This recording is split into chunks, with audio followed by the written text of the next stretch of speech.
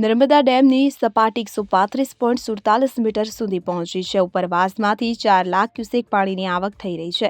ડેમના 15 દરવાજા અને આરબીપીએચ કેનાલ મારફતે 3 લાખ ક્યુસેક પાણી છોડવામાં આવી રહ્યું છે। ઇન્દિરા સાગર ડેમમાંથી ગઈકાલે બપોરે 12 દરવાજા ખોલીને 2 લાખ ક્યુસેક પાણી છોડવામાં આવ્યું હતું। સરદાર સરોવર ડેમમાં રૂલ લેવલ જાળવવા માટે રાત્રે તબક્કાવાર પાણી છોડવામાં આવી રહ્યું છે, ત્યારે હાલ ડેમમાં 4,10,483 ક્યુસેક પાણીની આવક છે। આરબીપીએચ ડેટ અને કેનાલ મારફતે 3,18,797 ક્યુસેક પાણી છોડવામાં આવી રહ્યું છે। છેલ્લા 24 કલાકમાં જળ સપાટીમાં 10 સેન્ટીમીટરનો વધારો નોંધાયો છે। ધીરે ધીરે સપાટીમાં વધારો જોવા મળી રહ્યો છે। વડોદરા, ભરૂચ અને નર્મદા જિલ્લાના 27 ગામોને એલર્ટ કરવામાં આવ્યા છે। નર્મદા નદી હાલ 2 કાંઠે વહી રહી છે। મધ્યપ્રદેશમાં ભારે વરસાદને કારણે થોડા દિવસ પહેલા ડેમના 15 દરવાજા ખોલવામાં આવ્યા હતા।